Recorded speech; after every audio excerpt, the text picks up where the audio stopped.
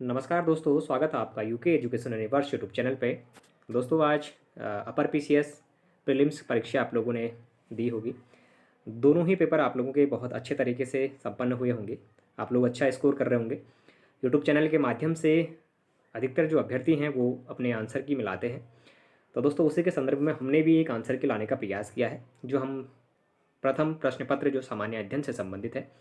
दोस्तों मेरे पास इसमें प्रश्न पत्र जो श्रृंखला है वो बी है। आप लोग अपने जो आंसर या फिर जो आपकी सीरीज है उसके अनुसार आप लोग देख लीजिएगा। अगर बात करें दोस्तों प्रश्न पत्र की, तो आप लोगों ने पहले जो प्रश्न पत्र है वो सामान्य अध्ययन का दिया होगा, और उसमें विभिन्न जो क्वेश्चन थे उन क्वेश्चनों के आधार पर हम आपको लास्ट में जो पिछली मेरिट हमारी रही थी 2021 में, जो अपर पीसीएस का जो भर्ती आई थी उसके संदर्भ में जो 2022 में हमारा एग्ज़ाम हुआ है, तो जो कट ऑफ आपकी गई थी उस कट ऑफ के मद्देनज़र रखते हुए, साथ ही जो आपका पेपर का लेवल है उसको देखते हुए मेरिट कितनी आपकी जाएगी, उन चीज़ों के बारे में हम लास्ट में डिस्कस करेंगे। आप लोग वीडियो के अंत तक बने रहें। अपने जो मार्क्स हैं वो आप लोग यूट्यूब चैनल पे जो वीडियो चल रही हैं उसके माध्यम से आप लोग मिलाते रहें।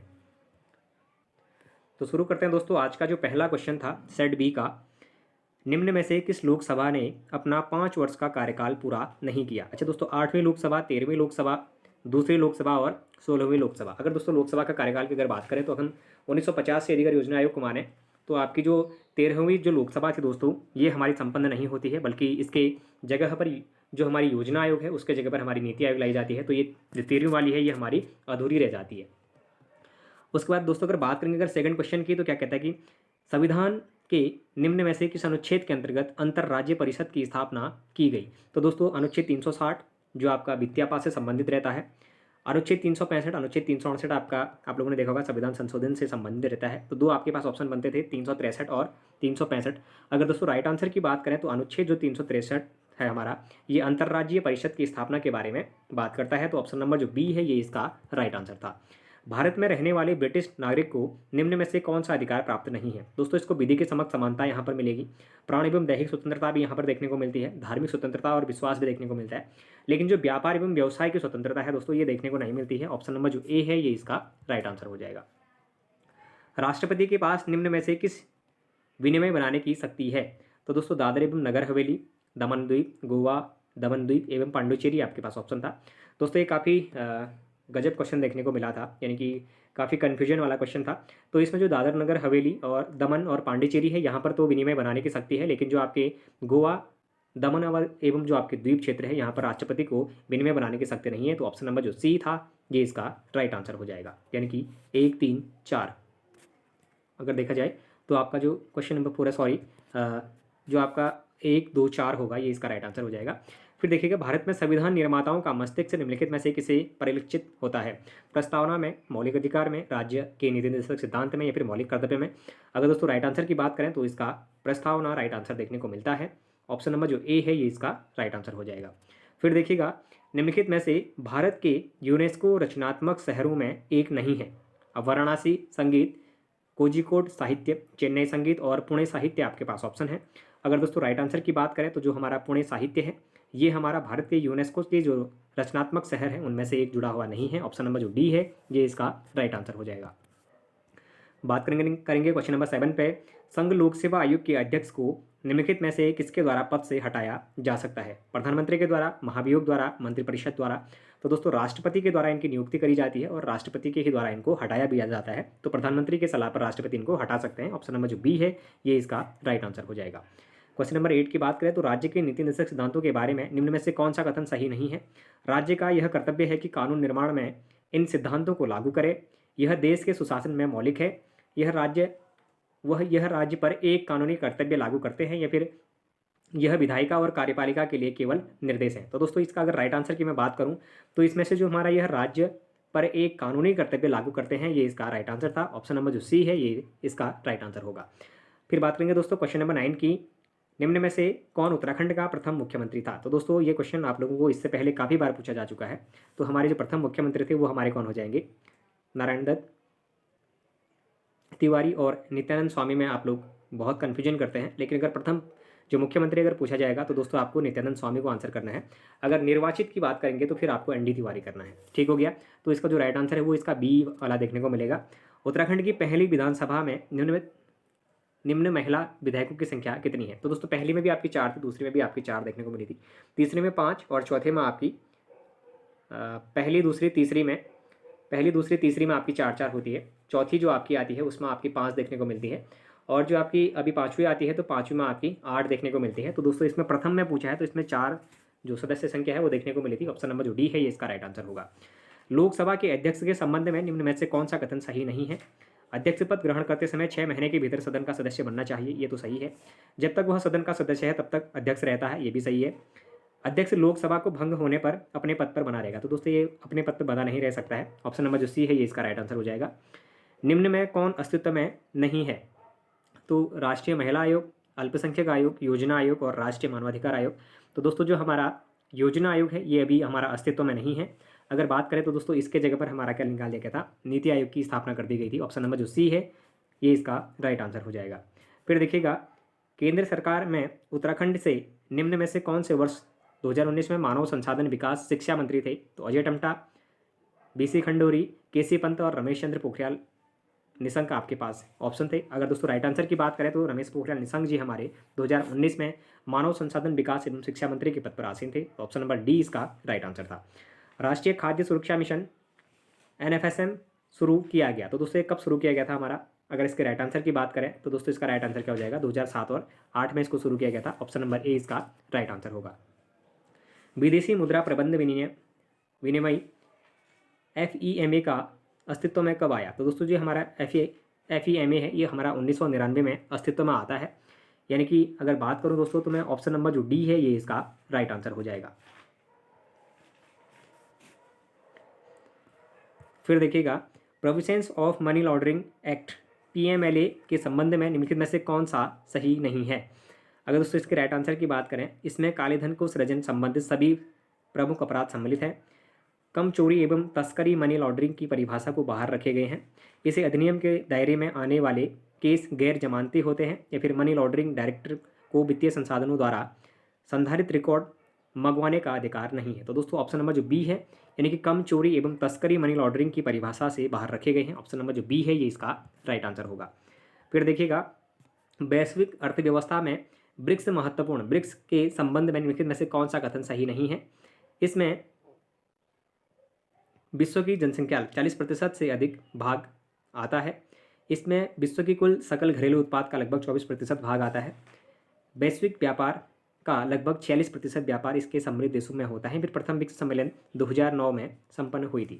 दोस्तों अगर देखा जाए तो 2008 में इसकी स्थापना होती है। अगर देखा जाए तो ब्राज़ील में दोस्तों इसकी स्थापना या फिर बोले तो जो बैठक है वो संपन्न होती है, लेकिन इसमें रशिया दिया गया है। तो उस हिसाब से अगर देखा जाए तो ऑप्शन नंबर जो डी है ये इसका राइट आंसर देखेंगे।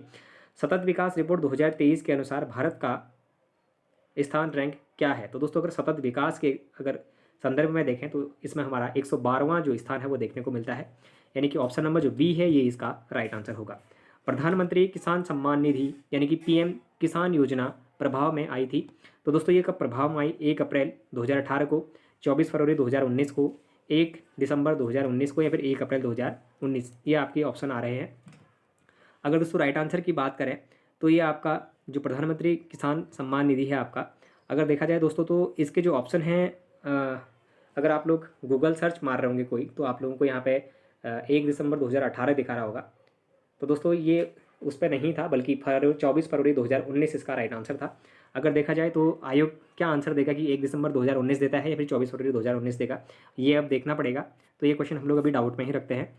फिर देखिएगा, राष्ट्रीय जनसंख्या नीति 2000 के अनुसार स्थिर जनसंख्या की स्थिति को प्राप्त करने का दीर्घकाल उद्देश्य है। तो दोस्तों ये कब तक हमारा उद्देश्य देखा गया था? अगर देखा जाए तो दोस्तों 2030, 2035, 2040 और 2045 तक इसका आपको ऑप्शन देखने को मिले थे। अगर राइट आंसर की मैं बात करूं तो दोस्तों 2045 तक इसके लक्ष्य देखने को मिले थे। तो ऑप्शन नंबर जो डी है ये इसका राइट आंसर होगा। निम्नलिखित में कौन दक्षिण एशियाई वरीयता व्यापार करार यानी कि सप्ताह का सदस्य नहीं है? चीन, मालदीव, बांग्लादेश या फिर नेपाल आपके पास ऑप्शन थे। अगर दोस्तों राइट आंसर की बात करें तो चीन इसका सदस्य देश देखने को नहीं मिलता है। ऑप्शन नंबर जो ए है ये इसका राइट आंसर हो जाएगा। किसी अर्थव्यवस्था के खाद्य ऊर्जा कीमतों सहित कुल मुद्रास्फीति का माप कहलाता है? अच्छा, शीर्ष हेडलाइन मुद्रास्फीति, मूल कोर मुद्रास्फीति, परिष्कृत मूल मुद्रास्फीति या फिर इनमें से कोई नहीं आपके पास ऑप्शन है। अगर दोस्तों राइट आंसर की बात करें तो दोस्तों जो इसका राइट आंसर है वो शीर्ष हेडलाइन मुद्रास्फीति के रूप में जाना जाता है, यानी कि ऑप्शन नंबर जो ए है ये इसका राइट आंसर हो जाएगा। फिर देखिएगा, निम्न में कौन नीति आयोग की शासी परिषद के भाग नहीं है? अच्छा, सभी राज्यों के मुख्यमंत्री, दिल्ली तथा पांडुचेरी के मुख्यमंत्री, राज्यों के राज्यपाल, अंडमान एवं निकोबार द्वीप समूह के लेफ्टिनेंट गवर्नर। अब दोस्तों जो हमारे केंद्र शासित प्रदेशों के जो राज्यपाल होते हैं ये इसमें हमारे प्रतिभाग करते हैं, इनमें भाग लेते हैं, लेकिन जो राज्यों के राज्यपाल हैं ये हमारे नीति आयोग के जो शासी परिषद है उसके अंग के रूप में नहीं जाने जाते हैं। तो ऑप्शन नंबर जो सी है ये इसका राइट आंसर हो जाएगा, यानी कि राज्यों के राज्यपाल इसका सही आंसर नहीं होगा।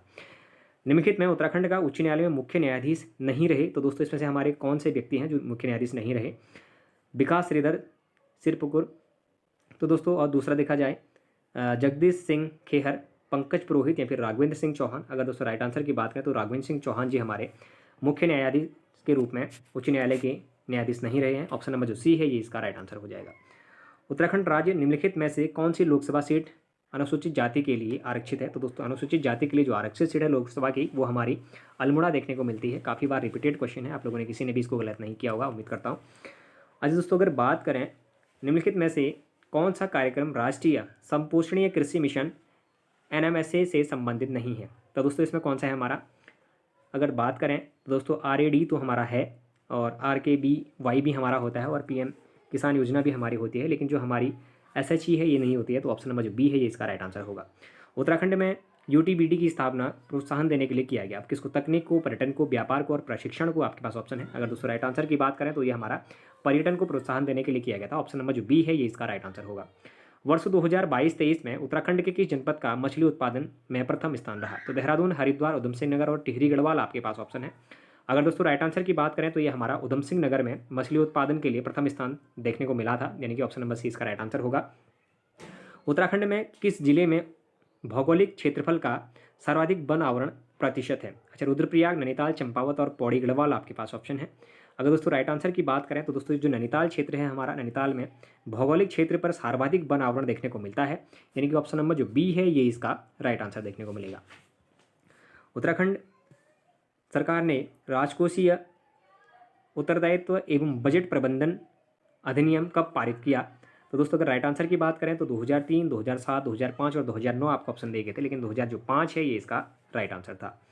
अगर देखा जाए NFHS 2019-21 सर्वेक्षण के आधार पर उत्तराखंड के बहुआयामी गरीबी 2019 से 21 में कितने प्रतिशत थी? तो 11.30%, 13.37%, 12.55% या फिर 9.67% आपके पास ऑप्शन था।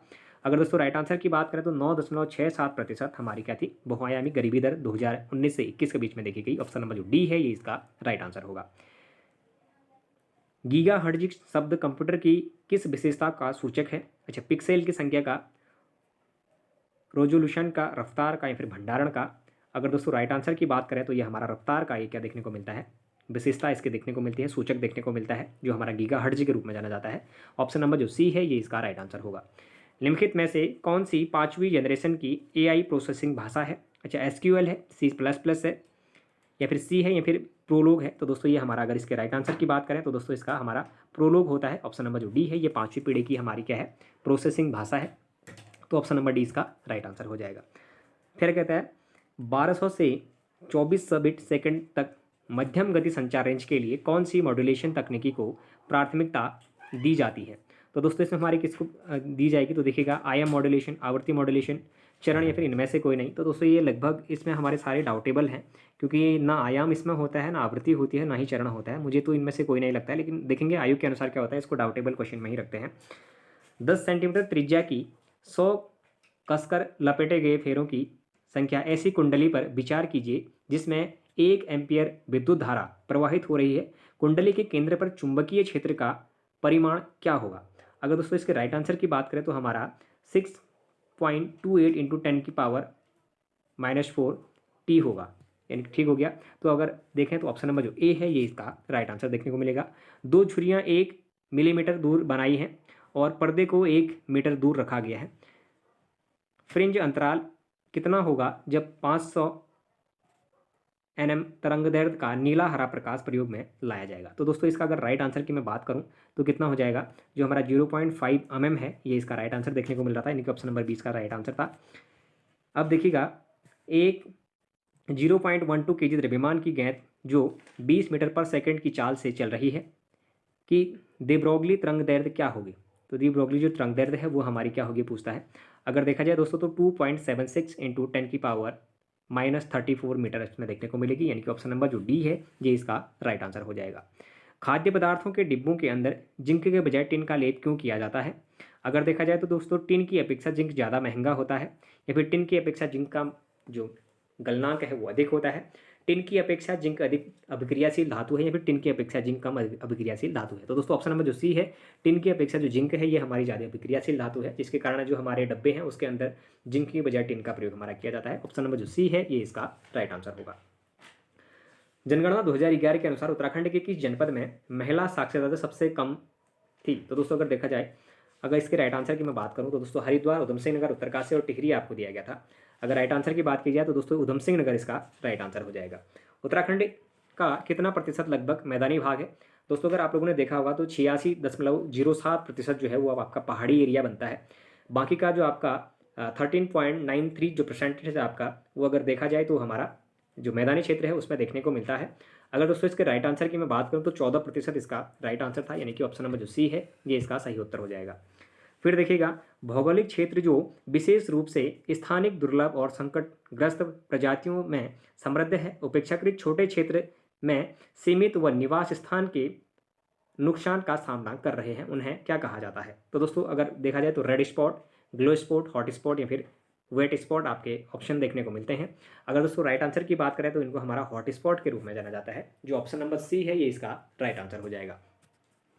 वे जीव जो 0 से 15 डिग्री सेंटीग्रेड से अधिक अच्छी वृद्धि करते हैं कहलाते हैं, यानी कि वे जीव जो 0 से 15 डिग्री सेंटीग्रेड तापमान में अच्छी वृद्धि करते हैं तो वो क्या कहलाए जाते हैं हमारे थर्मोफाइल्स, साइक्रोफाइल्स, हाइड्रोफाइल्स या फिर मीजोफाइल्स आपके पास ऑप्शन है। अगर दोस्तों राइट आंसर की मैं बात करूं तो इसका जो राइट आंसर है वो क्या हो जाएगा, तो दोस्तों साइक्रोफाइल इसका राइट आंसर हो जाएगा, यानी कि ऑप्शन नंबर जो बी है ये इसका राइट आंसर देखने को मिलेगा। कौन सा संविधान संशोधन अधिनियम पर्यावरण की सुरक्षा एवं सुधार तथा वनों एवं वन्यजीवों की सुरक्षा के लिए संबंधित था। तो आपका 42वां संविधान संशोधन 1972, 1974, 1976 या फिर आपके 1978 इसमें ऑप्शन देखने को मिल रहे थे। अगर दोस्तों राइट आंसर की बात करें तो ऑप्शन नंबर जो सी है 42वां संविधान संशोधन 1976 आपका इसका राइट आंसर हो जाएगा। अगर देखा जाए दोस्तों निम्नलिखित में से कौन हाइड्रोफाइट्स को आर्द्र भूमि और दलदल में पनपने में मदद करता है, जहां समय समय पर जलस्तर उतार चढ़ाव में होता है। तो देखिएगा, राइजोमेट्स जड़ें, जलमग्न जड़ें, एरेनकाइमा होता है, या फिर राइजोफोर्स आपके पास ऑप्शन है। अगर दोस्तों मैं इसमें राइट आंसर की बात करूं तो जो हमारा एरेनकाइमा होता है ये हमारे दलदल या फिर आर्द्र भूमि में जो हमारे पनपने के लिए समय समय पर जलस्तर का उतार चढ़ाव के रूप में जाने जाते हैं। तो एरेनकाइमा इसका राइट आंसर होगा। एरेनकाइमा जो ऊतक होते हैं ये इसमें हमारे प्रबल दावेदार होते हैं। फिर देखिएगा, ग्लोबल वार्मिंग में विभिन्न ग्रीन हाउस गैसों का सापेक्ष योगदान नीचे दिया गया है, गलत जोड़ी को पहचान करें। तो दोस्तों CH4 20%, CFC आपकी 14%, CO2 आपकी 40% और N2 आपकी 6%। अगर दोस्तों राइट आंसर की बात करें तो इसमें हमारा जो CO2 होता है ये कहीं पे 6% देखने को मिलता है, तो कहीं पे ज़्यादा भी देखने को मिलता है, लेकिन इसमें 40 दिखाया गया, तो अब यहाँ के लिए हम इसको आंसर मान रहे हैं। अब आयोग क्या मानेगा वो निर्भर आयोग पर करता है। एंटीबायोटिक शब्द किसके द्वारा दिया गया। तो दोस्तों जो हमारा एंटीबायोटिक शब्द है अगर इसकी बात करें तो डेबी और रत्नॉफ, एडवर्ड ओ विल्सन, एम्पर्ल या फिर सैलमन वॉक्समैन आपके पास ऑप्शन है। अगर दोस्तों राइट आंसर की बात करें जो हमारे सैलमन वॉक्समैन है इनके द्वारा एंटीबायोटिक शब्द का प्रयोग किया गया था। ऑप्शन नंबर डी इसका राइट आंसर होगा। निम्नलिखित में से कौन सा पुनः संयोजक DNA प्रौद्योगिकी द्वारा उत्पादित पहला मानव हार्मोन है। एस्ट्रोजन, टेस्टोस्टेरोन, इंसुलिन या फिर थायरॉक्सिन आपके पास ऑप्शन था। अगर दोस्तों राइट आंसर की बात करें तो जो इंसुलिन है ये हमारा अगर बात करें तो प्रौद्योगिकी द्वारा उत्पादित पहला मानव हार्मोन के रूप में जाना जाता है। ऑप्शन नंबर जो सी है ये इसका राइट आंसर होगा। फिर देखिएगा, हाइब्रिडोमा तकनीकी किसके द्वारा विकसित की गई थी। तो लुई पाश्चर, जॉर्ज कोहलर और सिसर मिलिस्टीन, एडवर्ड जेनर और बर्नेट आपके पास ऑप्शन है। अगर दोस्तों राइट आंसर की बात करें तो जो हमारे जॉर्ज कोहलर और सिस्टर मिलिस्टीन है इनके द्वारा जो हमारी हाइब्रिडोमा जो तकनीकी है इसका विकास किया गया था। ऑप्शन नंबर जो बी है ये इसका राइट आंसर हो जाएगा। फिर देखिएगा, बात करेंगे नेक्स्ट क्वेश्चन की, निम्नलिखित में से किसका उपयोग किडनी प्रतिरूपण के लिए दमनकारी के रूप में किया जाता है? अगर दोस्तों देखें तो प्रतिजैविक, वैक्सीन, इंटरफोरोन या फिर आपकी मोनोक्लोनल प्रतिरक्षी आपके पास ऑप्शन है। अगर दोस्तों राइट आंसर की इसमें बात करें तो देखिएगा हमारा राइट आंसर क्या निकलेगा। तो दोस्तों इसमें प्रतिजैविक और मोनोक्लोनल प्रतिरक्षी में डाउट चल रहा है। देखते हैं आयोग इस पर क्या आंसर देता है, तो प्रतिजैविक देगा या फिर मोनोक्लोनल प्रतिरक्षी देगा। अगर बात करें दोस्तों क्वेश्चन नंबर 50 की, तो इनमें से कौन सा इनमें सुमेलित नहीं है? गोविंद वन्यजीव विहार 1955, फूलों की घाटी 1982, केदारनाथ वन्यजीव विहार दोस्तों 1972 है, लेकिन इसमें 1979 दे रखा है। ऑप्शन नंबर सी इसका हमारा रॉन्ग आंसर, यानी कि हमारा सुमेलित नहीं होगा इसमें। निम्न में से कौन सा युग्म सुमेलित नहीं है? तो सोना नदी वन्यजीव विहार हमारी पौड़ी में है दोस्तों। अस्कोट वन्यजीव विहार हमारा पिथौरागढ़ में पड़ता है। गोविंद वन्यजीव विहार दोस्तों आपका कहाँ पड़ेगा? उत्तरकाशी में, लेकिन इसमें चमोली दिया गया है, तो ये भी हमारा सुमेलित नहीं रहेगा। ऑप्शन नंबर जो सी है ये इसका राइट आंसर हो जाएगा। 2024 के लोकसभा चुनाव के दौरान मोलोगाम नाम से जिस पोलिंग स्टेशन पर एक ही वोटर था वह किस राज्य में स्थित है? हिमाचल प्रदेश, असम, अरुणाचल प्रदेश या फिर मिजोरम आपके पास ऑप्शन है। अगर दोस्तों राइट आंसर की बात करें तो दोस्तों ये हमारा अरुणाचल प्रदेश इसका राइट आंसर हो जाएगा। फिर अगर बात करें दोस्तों, एक रेडियोधर्मी पदार्थ की अर्धायु 4 महीना है। इस पदार्थ का 3/4 भाग 6 होने में कितना समय लगेगा? अगर देखा जाए तो 12 महीना, 8 महीना, 4 महीना या फिर 3 महीना आपके पास ऑप्शन है। अगर दोस्तों राइट आंसर की बात करें तो इसमें हमारा 8 महीने का समय लगता है। ऑप्शन नंबर 20 का राइट आंसर हो जाएगा। निम्न में से कौन सी एक सबसे अधिक क्रियाशील धातु है? तो दोस्तों सोडियम, पोटेशियम, कैल्शियम और आयरन। तो अगर सभी लोगों ने आपने लगभग इसका आंसर सही किया होगा। अगर राइट आंसर की बात करें तो दोस्तों पोटेशियम इसका राइट आंसर होता है। ऑप्शन नंबर 20 का सही उत्तर होगा। फिर देखिएगा अगर बात करेंगे क्वेश्चन नंबर 55 की, मार्च 2024 में किसने सीमा सुरक्षा बल की पहली महिला निशानेबाज के रूप में इतिहास में अपना नाम दर्ज करवाया है? अनुपमा सिंह, सपना सिंह, सुमन कुमारी या फिर वसुधा गुप्ता आपके पास ऑप्शन है। अगर दोस्तों राइट आंसर की बात करें तो सुमन कुमारी ने अपना नाम निशानेबाज के रूप में इतिहास में दर्ज करा लिया है। ऑप्शन नंबर सी इसका राइट आंसर होगा। अंतर्राष्ट्रीय बौद्धिक संपदा सूचकांक 2024 में भारत का कौन सा स्थान है? 40वां है, 43वां है, 45वां है या फिर 42वां है? अगर दोस्तों राइट आंसर की बात करें तो इसमें भारत का 42वां स्थान है। ऑप्शन नंबर डी इसका सही उत्तर होगा। मिशन दिव्यास्त्र निम्नलिखित में से किससे संबंधित है? MIRV तकनीकी से, पृथ्वी मिसाइल प्रणाली से, माउंटेन गन प्रणाली से या फिर टोही वाहन से आपका संबंध है बोलता है। तो दोस्तों अगर बात करें जो दिव्यास्त्र है तो ये हमारे MIVR जो तकनीकी है इससे संबंधित था। ऑप्शन नंबर जो ए है ये इसका राइट आंसर हो जाएगा। फिर देखिएगा फरवरी 2024 में कौन सा बैंक समाचारों में था जिसने अपना प्रथम सतत स्थायी वित्त बॉन्ड इश्यू द्वारा जारी करके $300 मिलियन जुटाए? तो दोस्तों ये हमारा कौन सा था? HDFC बैंक था। ऑप्शन नंबर जो ए है ये इसका राइट आंसर हो जाएगा। फिर देखिएगा उर्दू कवि गुलजार के अलावा 58वें ज्ञानपीठ पुरस्कार के अन्य प्राप्तकर्ता कौन है? दामोदर मौजो, कृष्णा सोपति, जगत गुरु रामभद्राचार्य फिर मनोज मुंतसिर आपके पास ऑप्शन है। अगर दोस्तों राइट आंसर की बात करें तो जगत गुरु रामभद्राचार्य जी हैं। इनको हमारे 58वें ज्ञानपीठ पुरस्कार के अन्य प्राप्तकर्ता के रूप में जाना गया। ऑप्शन नंबर जो सी है ये इसका राइट आंसर होगा। भारत सरकार ने ओ स्मार्ट योजना को 2026 तक आगे बढ़ा दिया है, जिसका उद्देश्य है आउटर स्पेस अंतरिक्ष विकास कार्य या फिर ऑप्टिकल फाइबर उत्पादन और एंड की स्मार्ट शहरों में ऑक्सीजन प्लांट या फिर महासागर ओशन विकास कार्य की। अगर दोस्तों राइट आंसर की बात करें तो इसका हमारा क्या बन जाएगा? जो महासागर ओशन विकास कार्य है इसके लिए इनको जाना जाएगा। ऑप्शन नंबर जो डी है ये इसका राइट आंसर होगा। ज्योति अत्रे से पहले माउंट एवरेस्ट पर चढ़ने वाली सबसे उम्रदराज भारतीय महिला का रिकॉर्ड किसके नाम है? तो पियाली बसाक, संगीता बहल, शेफाली सिंह या फिर कामिया आपके पास ऑप्शन है। अगर दोस्तों राइट आंसर की बात करें तो जो हमारी संगीता बहल है ये हमारी सबसे उम्रदराज भारतीय महिला रिकॉर्ड बनाने वाली बन चुकी हैं। ऑप्शन नंबर जो बी है ये इसका राइट आंसर होगा। किस शहर में 37वें राष्ट्रीय खेलों का उद्घाटन अक्टूबर 2023 में हुआ था? तो दोस्तों रांची झारखंड, इंदौर मध्य प्रदेश, बॉम्बोलिम गोवा या फिर गुवाहाटी असम आपके पास ऑप्शन था। अगर राइट आंसर की बात करें तो दोस्तों बॉम्बोलिम गोवा इसका सही उत्तर था। ऑप्शन नंबर सी इसका राइट आंसर होगा। फिर देखिएगा 19वें एशियन गेम्स होंगजाओ चीन 2023 में भारत ने कुल कितने स्वर्ण पदक जीते थे? तो दोस्तों भारत ने कुल कितने जीते थे? 28 जीते थे। इससे पहले ये क्वेश्चन रिपीटेड है। फरवरी 2024 में यूनाइटेड किंगडम के किंग चार्ल्स तृतीय के मानद नाइटहुड प्राप्त करने वाले पहले भारतीय नागरिक कौन बने? तो आनंद महिंद्रा, सुनील भारती मित्तल, रतन टाटा या फिर मुकेश अंबानी आपके पास ऑप्शन है। अगर दोस्तों राइट आंसर की बात करें तो सुनील भारती मित्तल जी हमारे चार्ल्स तृतीय मानद नाइटहुड प्राप्त करने वाले भारतीय नागरिक बन चुके हैं, यानी कि ऑप्शन नंबर 20 का राइट आंसर होगा। फिर देखिएगा निम्न में से कौन सी फिल्म 96वें एकेडमिक अवार्ड में सर्वश्रेष्ठ एनिमेटेड फीचर फिल्म के खिताब की विजेता थी। The boy and the Heron, elemental, robot dreamers या फिर आपकी वॉर इज ओवर ऑप्शन थे। अगर दोस्तों राइट आंसर की मैं बात करूं तो इसमें हमारा the boy and the Heron जो है ये आपकी 96वें एकेडमिक जो अवार्ड सर्वश्रेष्ठ एनिमेटेड फीचर फिल्म था उसके लिए इनको सेलेक्टेड किया गया। ऑप्शन नंबर जो ए है ये इसका राइट आंसर होगा।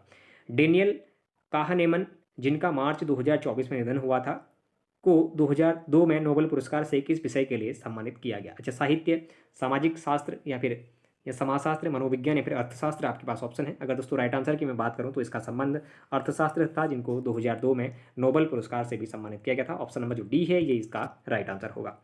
राष्ट्रीय युवा संसद महोत्सव 2024 में प्रथम पुरस्कार किसने जीता? तो अंशिका सिंह, यतिन भास्कर दुग्गल, राधिका गोयल और कनिष्का शर्मा आपके पास ऑप्शन है। अगर दोस्तों राइट आंसर की बात करें तो जो हमारे यतिन भास्कर दुग्गल जी हैं इनके द्वारा राष्ट्रीय युवा संसद महोत्सव 2024 में प्रथम पुरस्कार जीता गया है, यानी कि ऑप्शन नंबर जो बी है ये इसका राइट आंसर हो जाएगा। प्रवासी भारतीय दिवस पीबीडी या एनआरआई दिवस भारत में हर वर्ष किस तिथि को मनाया जाता है? तो दोस्तों काफ़ी फेमस क्वेश्चन है, ये हमारा 9 जनवरी को मनाया जाता है। गांधी जी के भारत आगमन से इस तिथि को हमारा मनाया जाने लगा था, तो 9 जनवरी को हमारा जो प्रवासी भारतीय दिवस है ये मनाया जाता है। ऑप्शन नंबर जो बी है ये इसका राइट आंसर हो जाएगा। फिर देखिएगा 2023 में यूनेस्को की रचनात्मक शहर नेटवर्क UCCN सूची में किस भारतीय शहर को साहित्यिक शहर के रूप में शामिल किया गया? तो पुणे, ग्वालियर, कोझिकोड या फिर जयपुर आपके पास ऑप्शन है। अगर दोस्तों राइट आंसर की मैं बात करूं तो इसमें हमारा कोझिकोड को शामिल किया गया था। ऑप्शन नंबर जो सी है ये इसका राइट आंसर होगा। क्वेश्चन नंबर 70 की बात करें तो सेना में आर्टिफिशियल इंटेलिजेंस का दायित्व उपयोग पर पहला अंतर्राष्ट्रीय शिखर सम्मेलन किस देश में संपन्न हुआ था? तो फ्रांस में, जर्मनी में, इंग्लैंड में या फिर नीदरलैंड में। अगर दोस्तों राइट आंसर की मैं बात करूं तो ये हमारा नीदरलैंड में सम्मेलन हमारा समाप्त हुआ था। ऑप्शन नंबर जो डी है ये इसका राइट आंसर होगा। Bay of Bengal initiative for multi sectoral technical and economic corporation BIMSTEC का स्थायी सचिवालय कहाँ स्थित है? नई दिल्ली में, कोलंबो में, ढाका में या फिर काठमांडू में। अगर दोस्तों राइट आंसर की बात करें तो इसका जो हमारा बिम्स्टेक का स्थायी जो सचिवालय है ये हमारा ढाका में है। ऑप्शन नंबर जो सी है ये इसका राइट आंसर हो जाएगा। फिर देखिएगा निम्नलिखित में किस पुस्तक ने अंतर्राष्ट्रीय बुकर पुरस्कार 2024 जीता है? तो ये हमारा time settler, Kairos, western land या फिर ट्रस्ट आपके पास ऑप्शन है। अगर दोस्तों राइट आंसर की मैं बात करूं तो हमारा जो कैरोस है इसने अभी क्या जीत लिया है? अंतर्राष्ट्रीय बुकर पुरस्कार 2024 से इस किताब को सम्मानित किया गया है, यानी कि कैरोस। ऑप्शन नंबर जो बी है ये इसका राइट आंसर होगा।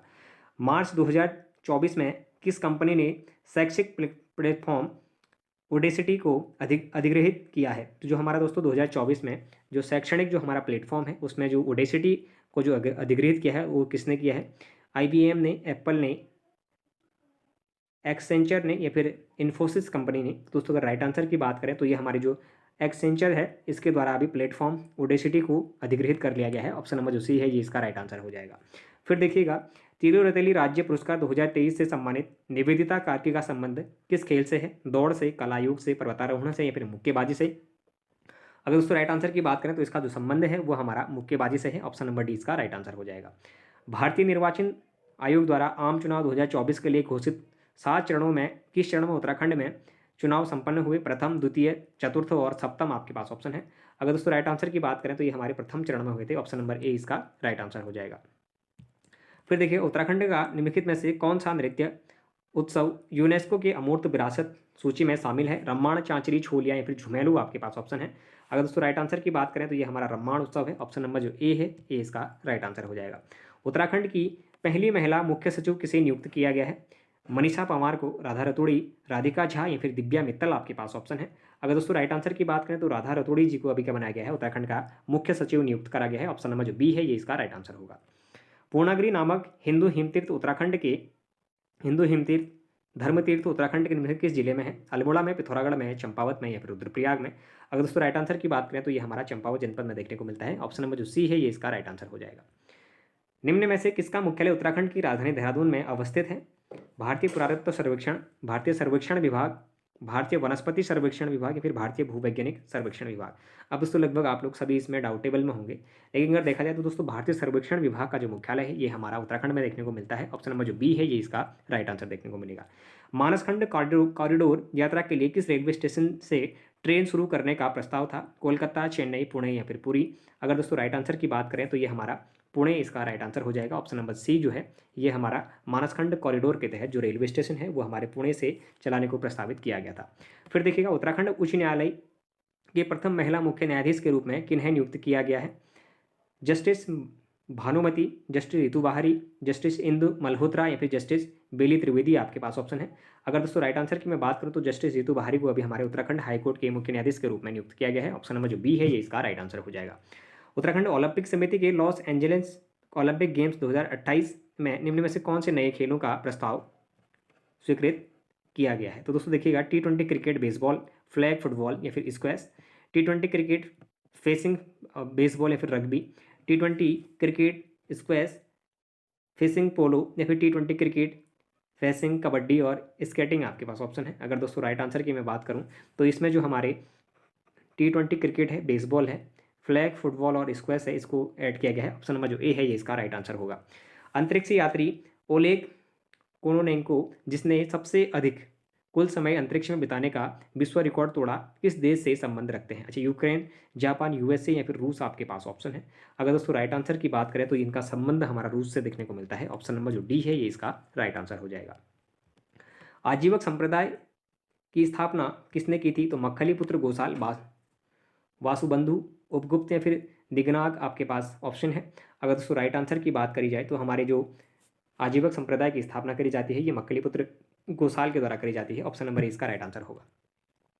विक्रमशिला विश्वविद्यालय की स्थापना किसने की? तो कुमारित्न भट्ट, माधवाचार्य, धर्मपाल या फिर पुलकेशिन द्वितीय आपके पास ऑप्शन है। अगर दोस्तों राइट आंसर की बात करें तो ये धर्मपाल के द्वारा विक्रमशिला विश्वविद्यालय की स्थापना करी जाती है। ऑप्शन नंबर सी इसका राइट आंसर होगा। मिलिंद पंत महाराज मिलिंद के प्रश्नों पर आधारित यह किस भाषा में लिखी गई है? संस्कृत, हिंदी, पाली या फिर अरबी आपके पास ऑप्शन है। अगर दोस्तों राइट आंसर की मैं बात करूं तो ये हमारी पाली भाषा में लिखी गई। ऑप्शन नंबर जो सी है ये इसका राइट आंसर होगा। शाहजहां ने अपने पुत्र को शाह इकबाल की उपाधि से नवाजा, तो वह कौन था? दारा सिकोह, शुजा, औरंगजेब या फिर मुराद आपके पास ऑप्शन है।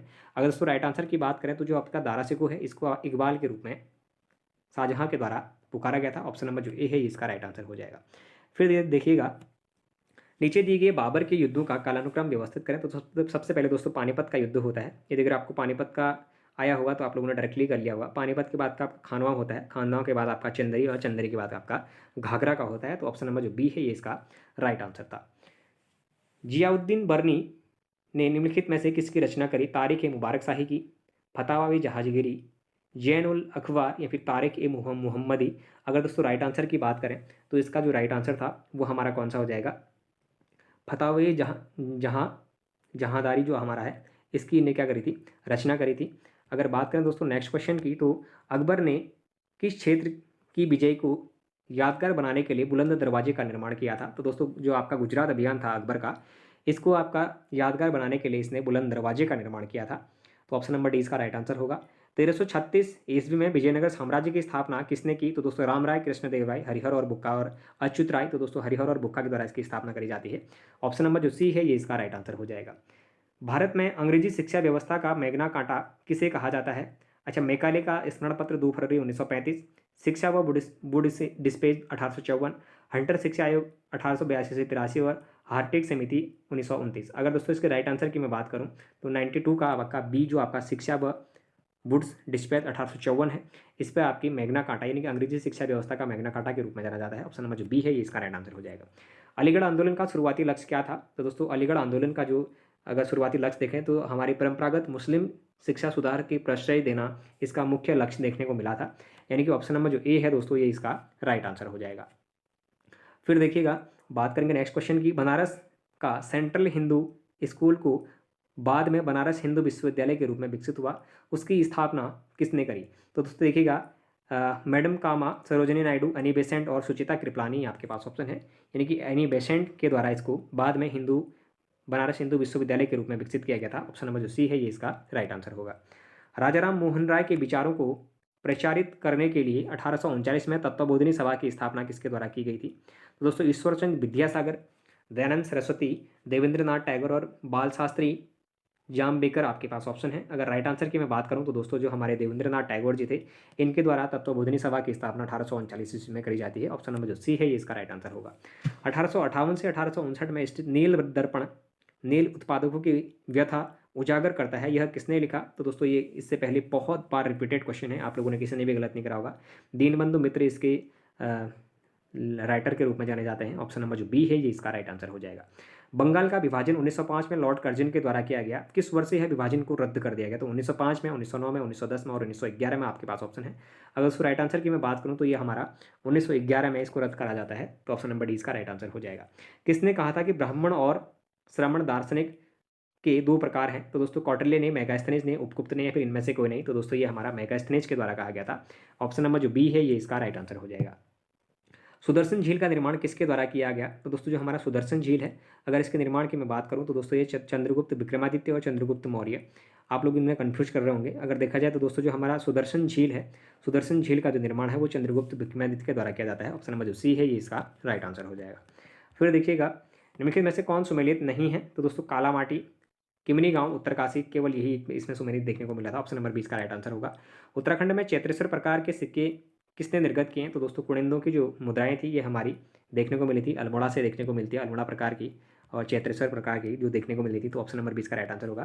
किस मुगल बादशाह ने गंगा नदी के उद्गम स्थल को ढूंढने हेतु गढ़वाल का सर्वेक्षण दल भेजा था? तो अकबर, जहांगीर, शाहजहां और औरंगजेब आपके पास ऑप्शन है। दोस्तों अगर राइट आंसर की बात करूँ तो इसमें हमारा औरंगजेब इसका राइट आंसर हो जाएगा।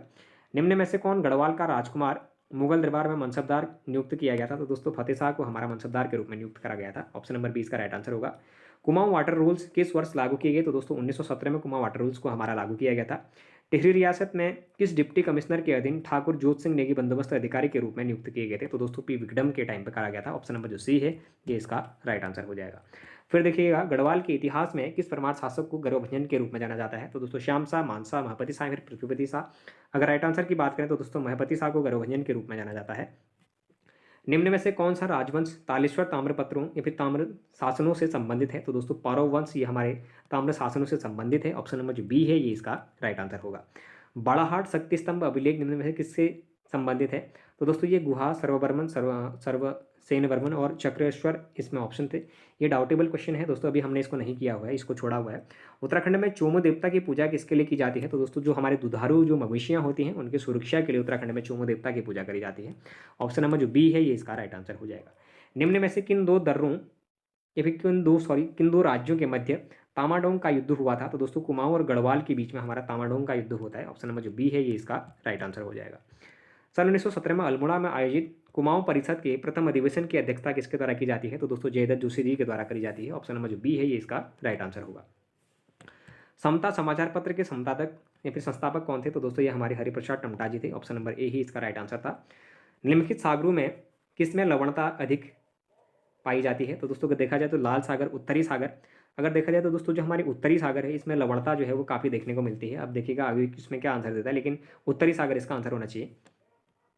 खुदाई खिदमतगार, खुदा के बंदे को इनके द्वारा स्थापित किया गया। तो दोस्तों खान अब्दुल गफ्फार खान के द्वारा ये स्थापित किया गया था। ऑप्शन नंबर जो बी है ये इसका राइट आंसर हो जाएगा। निम्नलिखित में किस देश में आज़ाद हिंद फौज का गठन हुआ था? तो दोस्तों भारत में, सिंगापुर में, जापान में, ही जर्मनी आपके पास ऑप्शन है। तो अगर बात करेंगे दोस्तों आज़ाद हिंद फौज की तो सिंगापुर में इसकी स्थापना करी जाती है। ऑप्शन नंबर जो बी है ये इसका राइट आंसर हो जाएगा। एटॉल का प्रकार है, तो दोस्तों एटॉल का एक कैसा प्रकार होता है? आयताकार, दंडाकार, घोड़े की नाल, अंगूठी के आकार या फिर त्रिभुजाकार। तो दोस्तों घोड़े की नाल या फिर अंगूठी के आकार की होती है। ऑप्शन नंबर जो सी है ये इसका राइट आंसर होगा। सूर्य की चमकती बाह्य परत को जाना जाता है, तो दोस्तों फोटोस्फीयर के रूप में इसको जाना जाता है। ऑप्शन नंबर ए इसका राइट आंसर हो जाएगा। एपेरिजोनिक बल परिणाम है, परिणाम है, तो दोस्तों किसका परिणाम है? पृथ्वी की लंबवत जो हलचल होती है उसके परिणाम के रूप में जाना जाता है। ऑप्शन नंबर जो बी है ये इसका राइट आंसर हो जाएगा। सहारा मरुस्थल में उत्तर पूर्व व पूर्व से पश्चिम की ओर बहने वाली जो शुष्क पवनाएं होती हैं उनको हमारा किस नाम से जाना जाता है? तो हरमेटन के नाम से जाना जाता है। ऑप्शन नंबर जो सी है ये इसका राइट आंसर होगा। लटकती घाटी स्थलाकृति निम्न में से किस भू आकृति की प्रक्रिया से संबंधित है? तो दोस्तों हिमानियों से संबंधित होनी चाहिए। ऑप्शन नंबर जो बी है ये इसका राइट आंसर होगा। भारत में उष्णकटिबंधीय पर्णपाती वन संदर्भ में निम्न से किस कथनों पर विचार किया गया? उन क्षेत्रों में पाए जाते हैं जहां पर 25 से 75% के मध्य हो। ये हिमालय के तलहटी के निकलने वाली एक अनियमित चौड़ी पट्टी के रूप में पाए जाते हैं। तो दोस्तों मुझे तो इसमें दोनों ही आंसर इससे गलत लगे थे सॉरी। अगर देखा जाए तो आयोग इस पर क्या निर्णय देता है वो देखना पड़ेगा आंसर की के बाद। निम्नलिखित प्रायद्वीपीय नदियों में से किस एक का प्रवाह सबसे अधिक लंबा है? तो दोस्तों गोदावरी का देखने को मिलता है। अगर देखें तो ऑप्शन नंबर जो ए है ये इसका राइट आंसर हो जाएगा। अब देखिएगा निम्नलिखित में से कौन सा कथन लैटेराइट मिट्टी के संदर्भ में सही नहीं है? अच्छा दोस्तों, इसमें चूना हुआ नाइट्रोजन की कमी होती है। जी बिल्कुल होती है। यह अच्छी निर्माण एवं सामग्री प्रदान करती है। ये भी ठीक है। यह निक्षालन प्रक्रिया में प्रभावी होती है। ये भी ठीक है। और यह नमी पोषक व अधिक चिकनी मृदा एवं होती है। दोस्तों क्ले फैक्टर भी इसमें देखने को मिलता है। अब देखिएगा आयु क्या आंसर देता है, लेकिन मुझे तो चारों ही इसमें जो आंसर है ये सही देखने को मिल रहे हैं।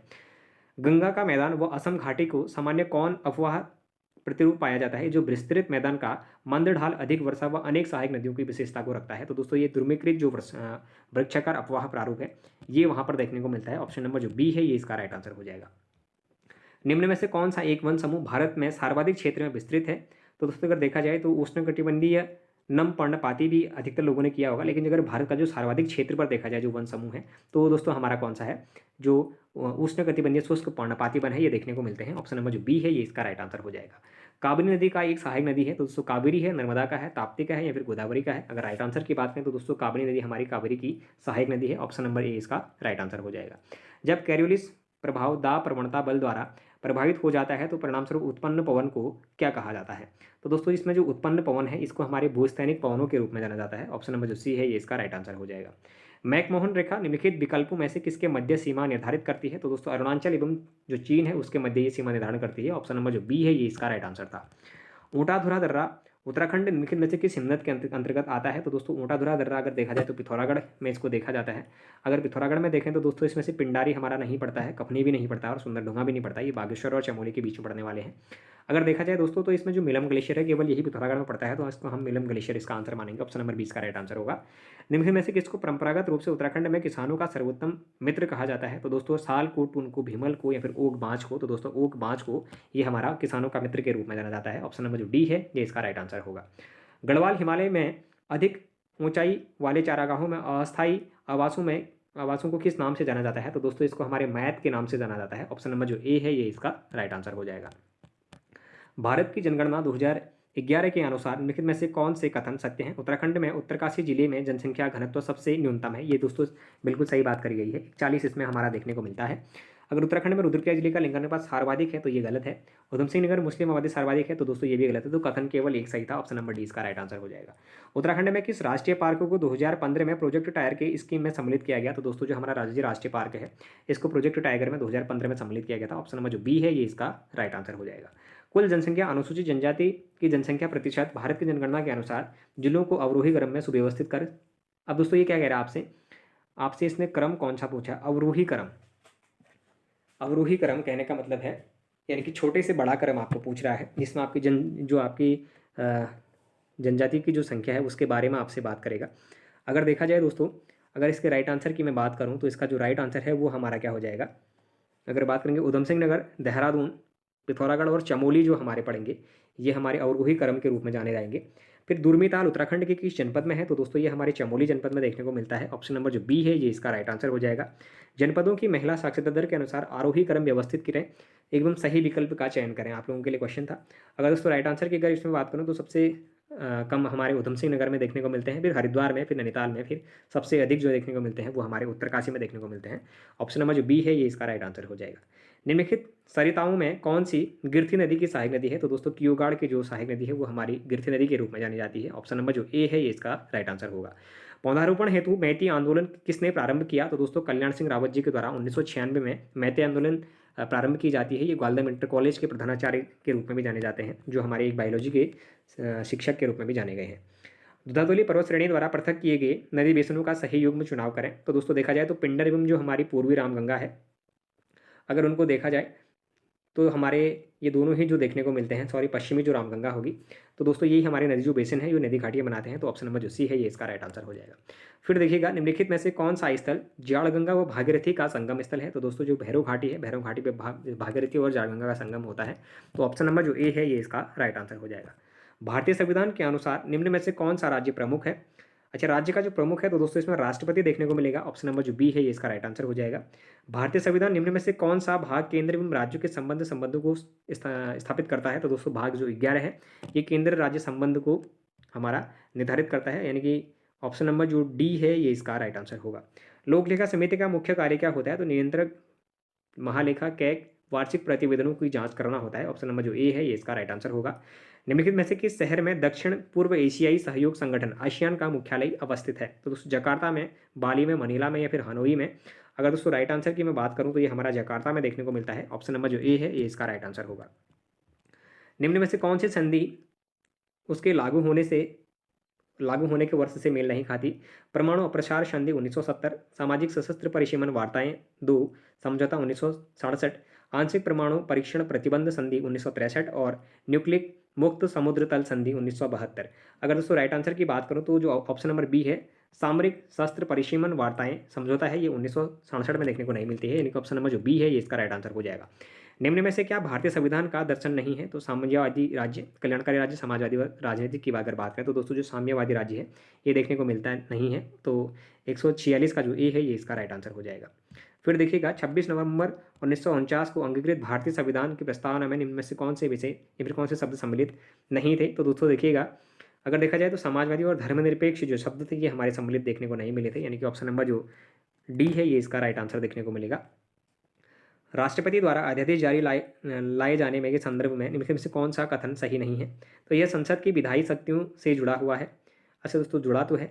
अनुच्छेद 123 इसका उल्लेख करता है, यानी संसद के सत्र में दोबारा होने पर 6 सप्ताह बाद यह निष्प्रभावी हो जाएगा, या फिर राष्ट्रपति द्वारा इसे वापस नहीं लिया जा सकता है। तो दोस्तों थोड़ा सा डाउटेबल क्वेश्चन देखने को मिल रहा था, लेकिन अगर इसको राइट आंसर में अगर देना चाहूँ तो दोस्तों जो हमारा राष्ट्रपति द्वारा जो अध्यादेश है ये हमारा 123 में देखने को मिलता है। वहीं अगर राष्ट्रपति द्वारा इसे वापस नहीं लिया जा सकता है, जो ऑप्शन है ये हो सकता है कि गलत देखने को मिले। तो ऑप्शन नंबर डी अभी मैं इसको मान के चला हूँ, लेकिन अगर आयोग के अनुसार ही हम इसको देखेंगे कि ये क्या इसका आंसर निकलेगा। अच्छा दोस्तों देखिएगा कोटेश्वर बांध हमारा भागीरथी नदी पर देखने को मिलता है और विष्णुगाड़ हमारी अलकनंदा नदी पर देखने को मिलती है। तो अगर फर्स्ट का अगर दोस्तों अगर देखा जाए तीसरा, तो सभी में दो ऑप्शन हमारे फर्स्ट के तीसरे वाले में बन जाते हैं। अगर वहीं अगर विष्णुगाड़ को अगर अलकनंदा अगर दो ही ऑप्शन भी आपके बन रहे, तो जो लास्ट है हमारा लास्ट का अगर कहाँ देखने को मिलेगा, दूसरे में देखने को, तो एक ही में मिल रहा था। अगर देखा जाए कुल्हड़ का, तो दोस्तों कुल्हड़ का हमारा क्या था, आसन नदी में था, और जो हमारा विष्णुगाड़ था इसका हमारा कहाँ पर, धौलीगंगा में देखने को मिल रहा था। तो ऑप्शन नंबर जो डी था ये इसका राइट आंसर देखने को मिला था। फिर देखिएगा वन सर्वेक्षण रिपोर्ट 2021 के अनुसार उत्तराखंड में निम्नलिखित में से किस जनपद का वनाच्छादित क्षेत्र सर्वाधिक है, या फिर जनपद में कुल भौगोलिक क्षेत्र वनों के अंतर्गत प्रतिशत के आधार पर सर्वाधिक देखने को मिला था?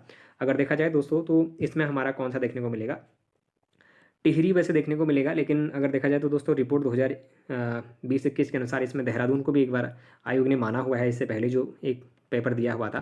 तो देखिएगा आयोग इसमें किसको मानेगा, उसके अनुसार ही इस क्वेश्चन का आकलन भी हम लोग कर पाएंगे। तो दोस्तों लगभग 150 क्वेश्चन हमने यहाँ पे कंप्लीट करे। हो सकता है कुछ क्वेश्चनों के आंसर इसमें से हमारे गलत भी हुए हों, तो आप लोग कमेंट बॉक्स में उन क्वेश्चनों के आंसर खुद आप लोग एक बार करेक्शन भी जरूर कर लीजिएगा, क्योंकि आंसर की तो हम लोग जारी कर नहीं रहे हैं, केवल एक्सपेक्ट ही आप लोग हम इसमें बता सकते हैं। अब दोस्तों अगर मैं बताऊँ तो आज का जो पेपर था वो हमारा, हम इसको ईजी तो नहीं कहेंगे और टफ लेवल भी नहीं कह सकते, क्योंकि काफ़ी क्वेश्चन इसमें ऐसे थे जो हर कोई बच्चे ने करे होंगे, तो इसको हम मॉडरेट लेवल का पेपर कहेंगे। दोस्तों इससे पहले की जो हमारी मेरिट रही थी, अगर देखा जाए तो लगभग 85 के आसपास हमारी देखने को मिली थी जनरल कैटेगरी में।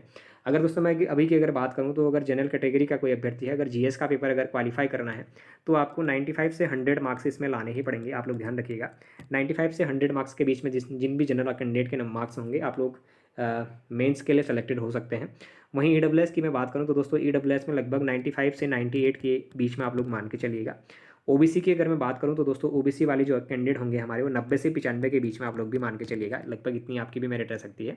और वहीं अगर बात करें दोस्तों एसटी के कैंडिडेट की, तो दोस्तों एसटी कैंडिडेट जो होंगे हमारे, अगर देखा जाए तो 90 से 95 के बीच में आप लोग मान के चलिएगा।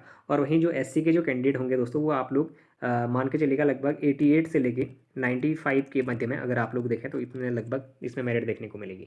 ऐसे एक्सपेक्टेड हम कट ऑफ बता रहे हैं, देखते हैं इसमें क्योंकि आगे क्या होगा, क्योंकि जिस हिसाब से पिछली मेरिट है उस हिसाब से मैं लगभग 20-20 नंबर मेरिट को बढ़ा के चल रहा हूँ जो प्रत्येक कैंडिडेट हैं उनमें। तो अगर दोस्तों इस तरीके से अगर देखा जाए तो अगर 20 नंबर इंक्रीज करता है आयोग, क्योंकि 2 या 3 साल बाद एग्जाम हो रहा है तो कंपटीशन का जो स्तर है वो भी बढ़ता हुआ देखने को मिलता है। अगर दोस्तों 10-15 नंबर अगर आप लोग मानते हैं तो उसको थोड़ा सा घटा के 2-4 नंबर और कम करके देख लीजिएगा। नहीं तो अगर देखा जाए तो अगर 15-20 नंबर का क्योंकि डिस्टेंस आता ही है 2-3 सालों के अंतर्गत, तो उस हिसाब से मैं बता रहा हूँ कि लगभग जो कट ऑफ है वो पिछली कट ऑफ से लगभग 10 से 15 नंबर आगे देखने को मिलेगी।